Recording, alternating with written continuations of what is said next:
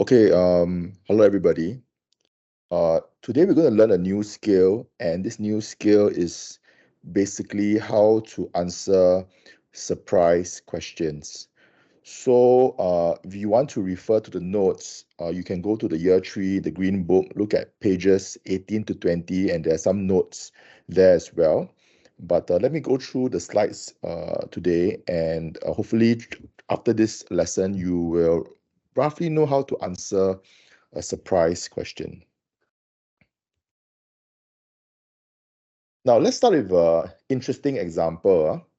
So let's look at this source. Source A, Mr. Jared Khan is the person that made this source, a history teacher speaking to a group of parents from class 4.02 in the year 2024. So this is the provenance of the source. This is what the source says. 4.2, amazing class, never sleep in class, always listen to the teacher's lecture, always submit their homework on time. What a hardworking class. Parents, you have nothing to worry about. All of them are going to do well for the O levels and get A1 for combined humanities. And then the question is, how surprised are you by this source? Explain your answer. So you can see that the keyword basically when you know that it's a surprise question, is that you see obviously the word surprised, all right, within the question itself. Now, how do you answer the question then? Uh, Obviously, because the question is asking you how surprised, you need to answer whether or not you are surprised or not surprised, all right? So you're either surprised by source A or not surprised by source A. So in this case, I make a statement and I say, oh, I am surprised by what is said being sought by source A. In other words, I am shocked. I am, surprised basically by what's being said. And then you begin to make the inference, all right? And this is your normal inference that you usually do for message questions. So you tell me what source A says, and you are surprised by what was being said because source A tells me that the class 4.02, the students are excellent students who do well in their studies. So I'm a bit surprised by what is being said by the teacher, Mr. Khan. And then you give the evidence, always submit their homework on time. They are going to do well for the O levels. So the evidence supports the inference. And of course, you need to explain this evidence, what this evidence means, all right? So this is an example of, a paragraph. You're surprised by source A, you make the inference, excellent students who will do well in their studies. They give the evidence, submit their homework on time. And the explanation, this means that they treat their studies seriously and will excel in the O levels. And then this is where you kind of like wrap up the argument to kind of like explain why it's surprising. And you can say like, oh, this is quite surprising because surely some students would be lazy, because it's quite incredulous to think that all the students submit their homework on time. Okay, so some students might be slightly lazy, and so you end off with that so-called statement. Now, when you write this paragraph, you are nearly halfway there, okay, in the marks, all right? You're nearly halfway there, okay? Now, after you make the inference based on content, then of course, the next step is to cross-reference. And you need to cross-reference either to your own knowledge or to a reliable source. So you can say this: source A is surprising if it contradicts with your own knowledge or another reliable source. So let me just pause here for a moment for you to take it in. The source is surprising when it contradicts, right? However, do take note that if the source does not contradict, then it is not surprising. So if does not contradict with own knowledge or reliable source, source A is not surprising. So this is where you need to decide whether or not it's surprising or not surprising based on cross-referencing to other sources. Maybe I'll show you an example. We did this already about the inference. Okay, so if you write this first paragraph, you get around, maybe if it's upon 6 marks, you already around 3 to 6 marks already. Then you begin your cross-referencing. So you can say it like this. Source A is surprising as it contradicts with my own knowledge.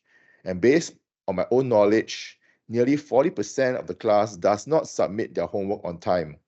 And this is true, the last assignment, only about 60% did the quiz.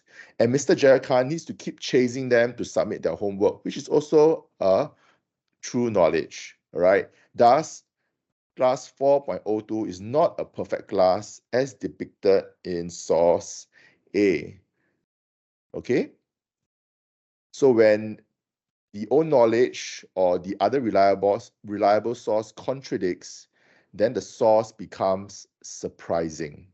All right, the source becomes surprising. Now, the next step really is you start to evaluate the provenance and purpose of the source and to determine whether or not the source is surprising or not surprising again, all right? So, for example, you can make a statement like this: source A is not surprising due to its provenance. And this is a sample explanation. Now, obviously, the source was made by Mr. Jared Khan. And then you look at the purpose. What was Mr. Khan trying to do when he was trying to speak to the parents?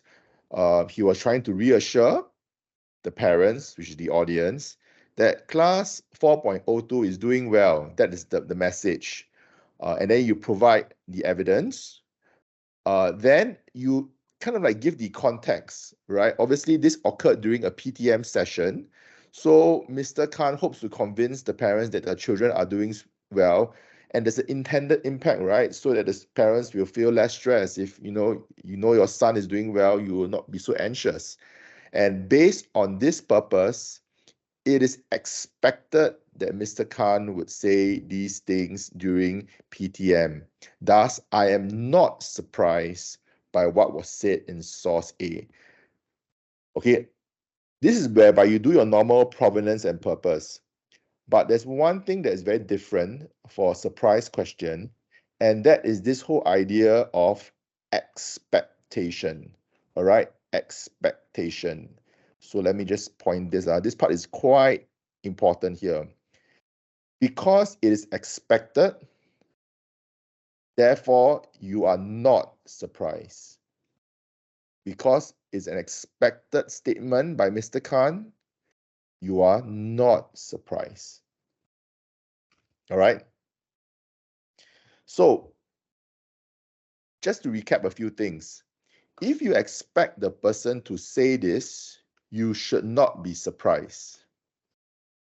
But if you do not expect the person, the author, to say this in the source, then you should be surprised. All right.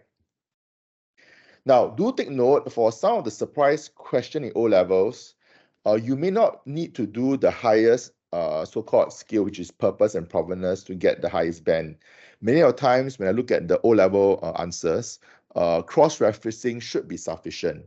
However, if the source presents itself and you think that you can talk about the purpose and provenance and to determine whether or not it's surprising or not surprising, then please go ahead and do so. Now, let's look at this statement by Hitler.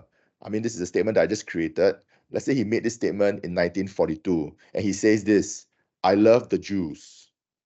Now, would you be surprised by this statement? Of course. The question really then is, do you expect that Hitler will say, I love the Jews? And the answer is, obviously, you do not expect him to say. So, because Hitler, you know, based on your contextual knowledge, he wants to eliminate the Jews. That's why he conducted the Holocaust during World War II. So, because you do not expect Hitler to say this, you should be surprised. So, remember I talked about the expectation. If you do not expect, you should be surprised. All right, so I say again, if you do not expect, you should be surprised. But let's say if you see this statement by Hitler, I hate the Jews. All right, how surprised are you by this source? Do you expect this? And of course, the answer is yes. So because you expect that Hitler will say these kind of things in the source, you should not be surprised, right? Because you expected it, you not surprised. So in summary, to answer surprise questions, there are a few steps. Number one, you answer the question, okay, whether or not it's surprise or not surprise, based on content, you infer, you provide evidence, you explain. Then you can do cross-referencing to other sources or own knowledge. Now, do take note for the other sources, all right? It should be obviously reliable sources. Okay, it must be reliable sources to determine whether or not it's surprising or not surprising.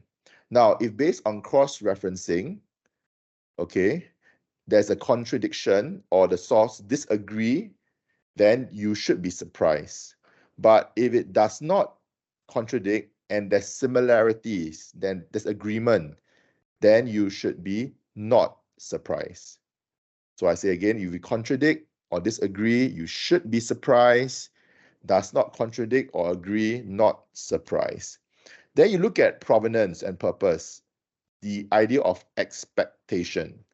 So do you expect the person to say this? If you expect the person to say this, then you should not be surprised. But if you do not expect this person to say this, then you should be surprised. All right? Okay, let me just pause here for a moment so that you look at how to answer surprise questions.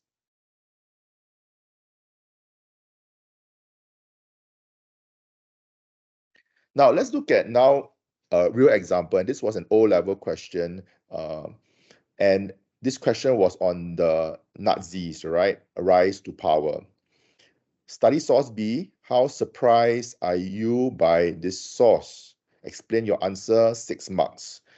So if you look at the provenance, okay, the source basically was a political, was a election poster published by the socialists in 1932. Now, the socialist was the political rival of the Nazi Party. In fact, they believe in certain communist ideas, right? And the words is in German here, but the words mean that Hitler will tie the workers in chain. Okay, so obviously showing that the Nazis are going to treat the workers quite badly. So do take note, the socialists were a political party who represented the workers and shared many ideas of the communists. And now as a historian, when you look at this poster, the big question is, are you surprised by this poster? All right. Now here is a suggested answer. All right. So again, step one, you do the content, you infer, you provide evidence, you explain. And of course, you need to answer the question of surprise or not surprise. And you need to say, I am surprised by source B. Now, ATQ means answer the question. Okay, you need to answer the question. And then you make an inference. Source B tells me Hitler treating the workers poorly will cause harm to them. You provide the evidence. In the poster, the worker is tied up with chains on the Nazi symbol. And the explanation, obviously, is that the workers will suffer under the Nazi party. So basically, you vote the Nazi into government, the workers, you are going to suffer, all right? That is the idea. And therefore, you answer the question again. This is surprising because if you read your textbook, you will know also that the Nazis wanted to help the workers. In fact, they wanted to help almost everyone.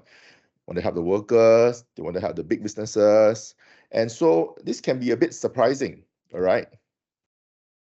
But of course, you don't just only do content, you need to now cross-reference. Step two, And you can cross-reference, and therefore you realize that when you cross-reference to your own knowledge, there is a contradiction. And so it is surprising.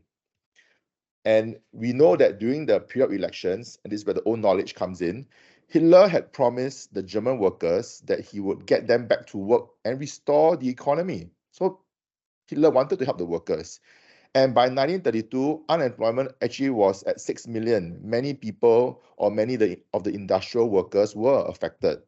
And in the Nazis' 25 points, which is like their ideology, he did promise sympathy and support for the workers. And thus, several workers did turn to support Hitler's Nazi party. So the poster contradicts with your own knowledge, and therefore it is surprising.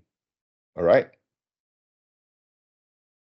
Now, the final step is the provenance and the purpose step. Now, if you look at this so-called source, you know that it is an election poster by the socialists in 1932, and therefore it can be argued that source B is not surprising because the socialists was a political rival of the Nazi party.